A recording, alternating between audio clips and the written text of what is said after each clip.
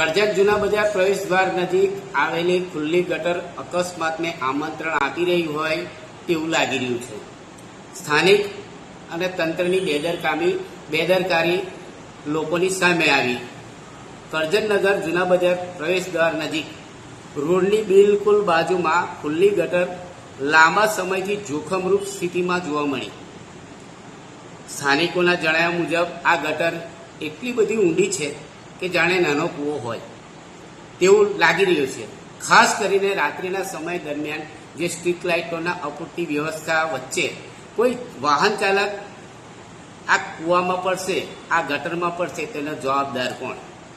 આજે કાર્યક્રમ હતો ખાતમુહૂર્તનો, તે દરમિયાન પાલિકા દ્વારા સફાઈ કામ કરી અને પાવડરનો છંટકાવ પણ કરવામાં આવ્યો, પરંતુ નગરપાલિકાના કોઈ પણ અધિકારીની આ ખુલ્લી ગટર તરફ નજર ગઈ નથી.